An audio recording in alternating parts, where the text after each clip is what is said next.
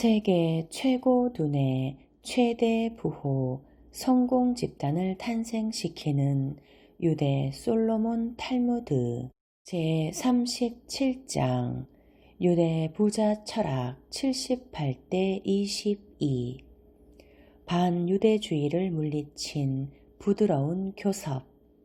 오스트리아의 철혈재상 메테르히니는 완고하고 강력한 반유대주의를 취하고 있었다.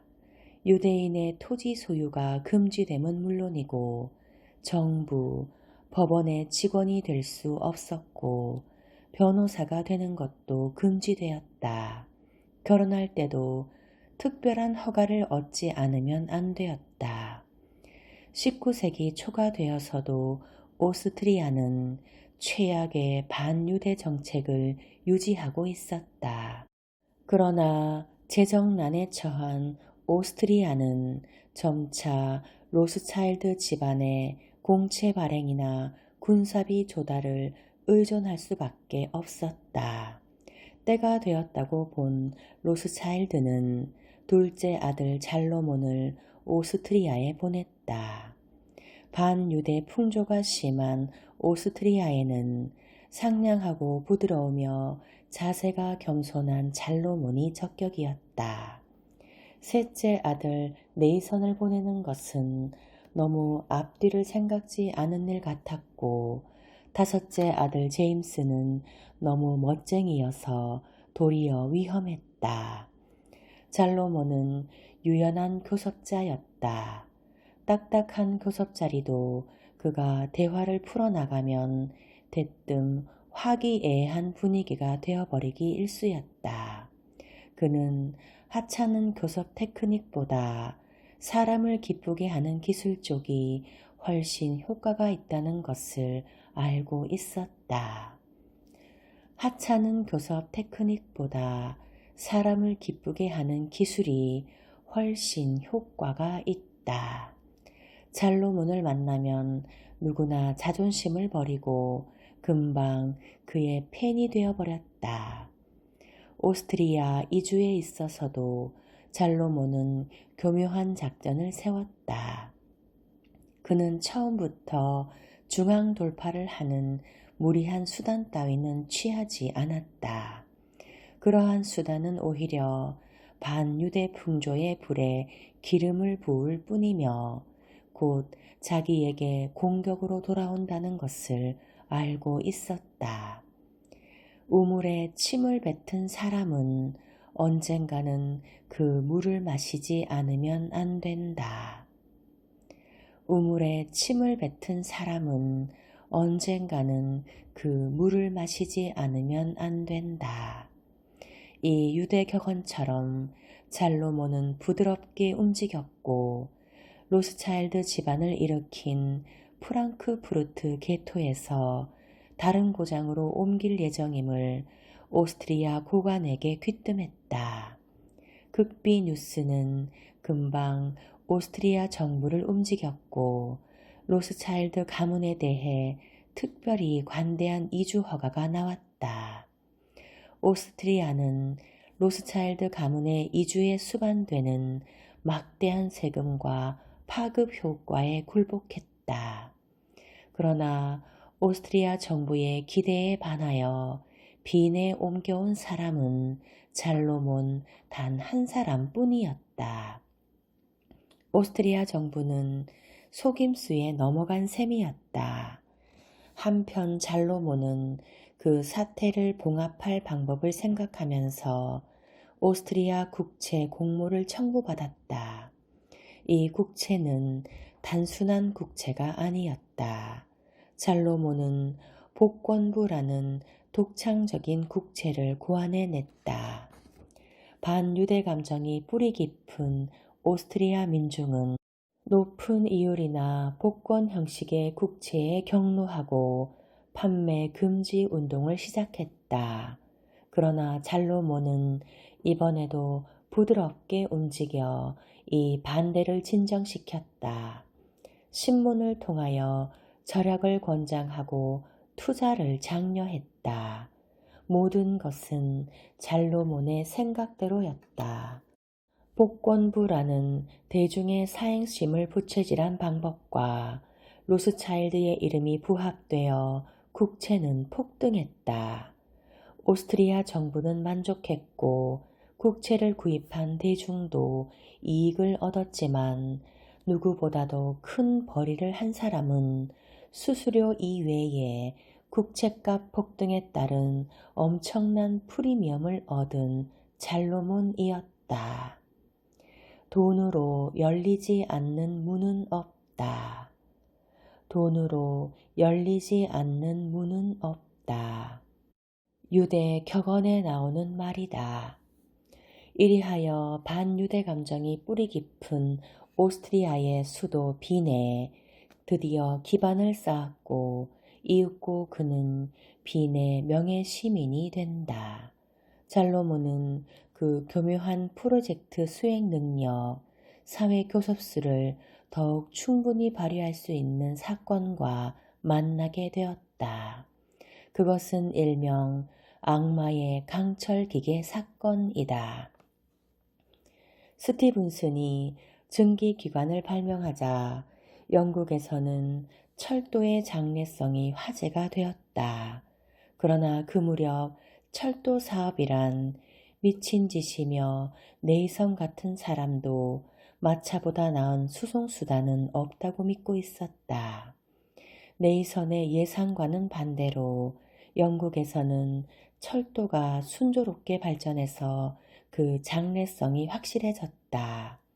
그러나 벌써 그때는 네이선이 영국 철도에 손을 내밀 기회를 잃은 상태였다. 네이선에게 정보를 얻은 잘로몬은 즉시 이 아이디어를 검토했다.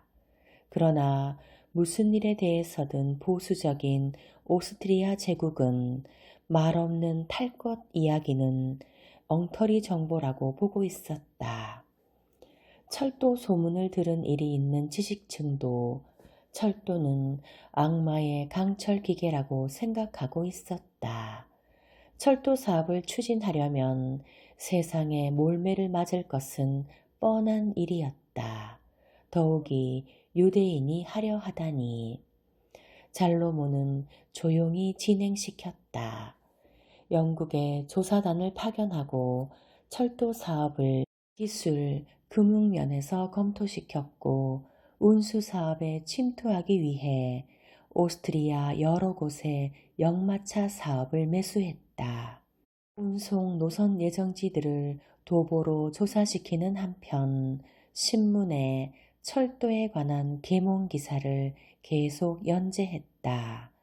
이와 같이 5년 동안의 신중한 준비 기간을 거쳐 잘로몬은 오스트리아 황제 페르디난트 1세에게 100km에 걸친 유럽 대륙 최고의 대규모 철도 사업을 신청했다.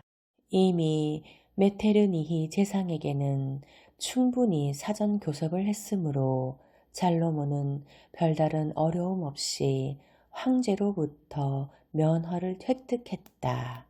그러나 계획이 발표되자 잘로몬에게 심각한 비난이 쏟아졌다. 빈의 신문들은 잘로몬의 반대편에 섰다. 이것은 이제까지의 신중한 준비를 파산으로 전락시킬 것 같았다. 빈의 신문들에는 의사와 전문가의 투고가 계속되었다.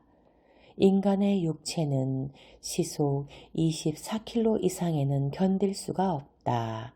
악마의 강철 기계가 오스트리아를 달리게 되면 승객의 코와 눈, 입과 귀에서 피가 터져 나올 것이다.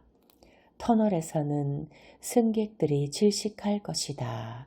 철도는 흉폭한 연구차로 변할 것이다.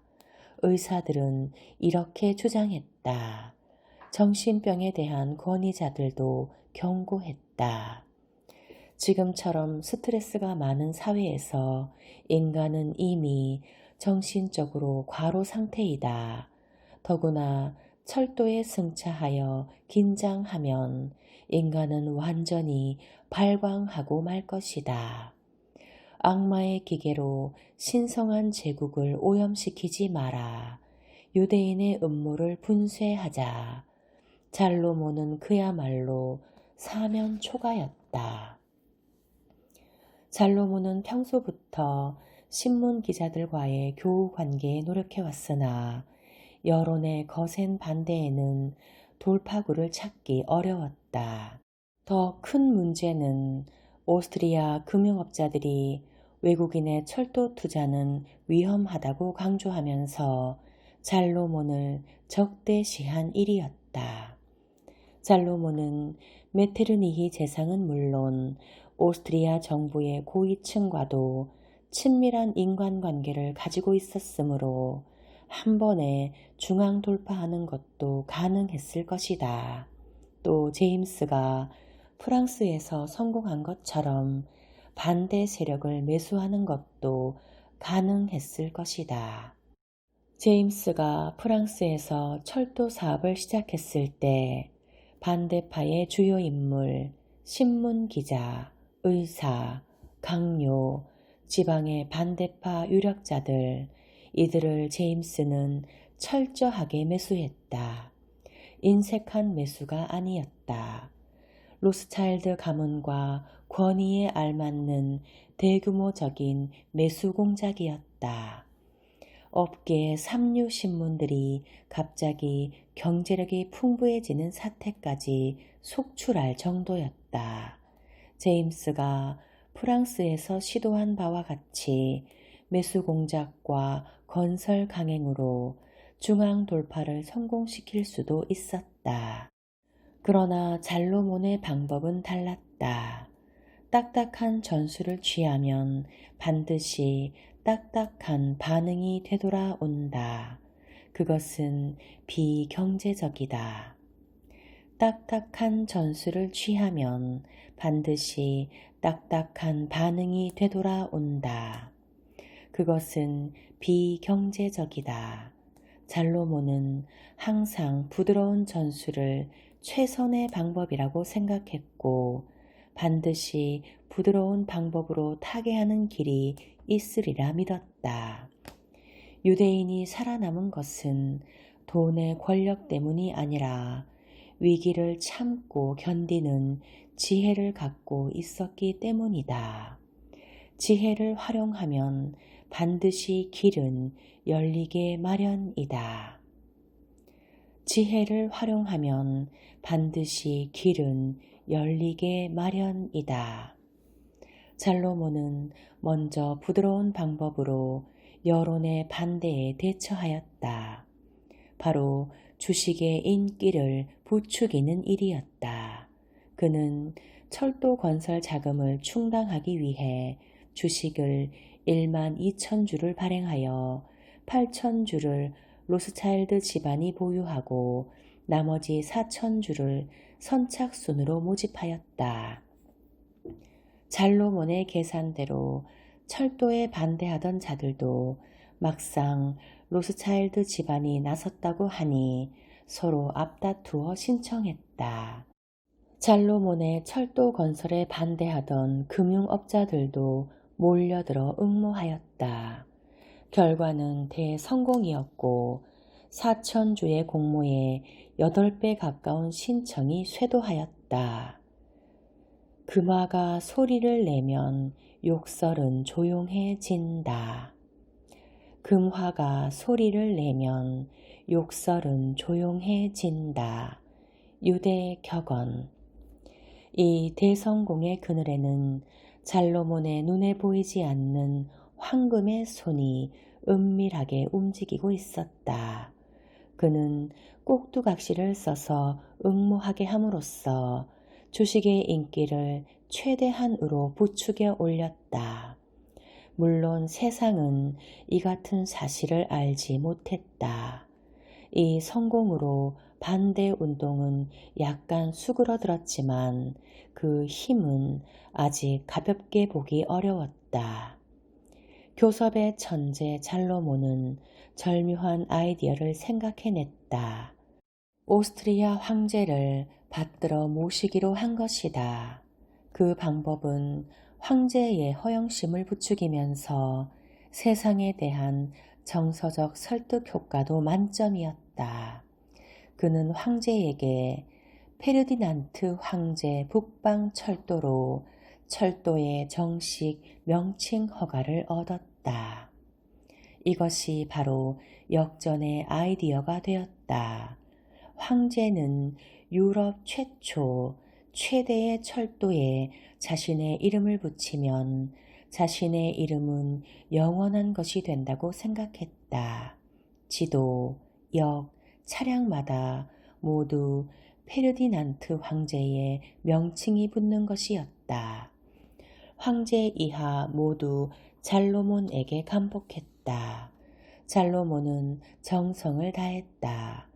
추밀원 의장과 재상에게는 이 국가적 사업의 후계자가 될 것을 의뢰하고 후세에 전하기 위해 철도 표지판과 서류에는 항상 두 사람의 이름을 올려놓을 것을 제안했다. 또한 메테르니히에 대해서는 철도의 명예보호관에 취임하도록 의뢰하였다. 이것은 마술 같은 효과를 가져왔다. 페르디난트 황제 북방 철도라는 명칭은 마치 로스차일드 집안의 철도에서 오스트리아 제국의 철도가 된 듯한 인상을 주었다. 아무도 이 황제의 명칭을 받드는 철도 건설에 반대할 수가 없었다. 이렇게 잘로몬은 부드러운 접근으로 위기를 극복했다. 4년 뒤 철도 일부가 개통되고 오스트리아는 당당하게 유럽 다른 어떤 제국보다 앞서는 명예를 누릴 수가 있었다. 눈물과 웃음의 예지, 유대인의 유머, 감쪽같이 속여라. 유대인 상인은 털 담요를 헐값에 판다는 광고를 냈다. 광고를 본 어느 유대인 숙녀가 상점으로 찾아와서 담요를 구경하게 되었다. 그녀는 담요를 살펴보다가 담요에 면담요라는 딱지가 붙어 있는 것을 발견했다. 그녀가 말했다. 아저씨, 이 담요는 털담요가 아닙니다. 상인이 대답했다. 아닙니다. 그것은 털담요입니다. 나는 좀들을 속이기 위해서 의도적으로 그 딱지를 붙여 놓았을 뿐입니다.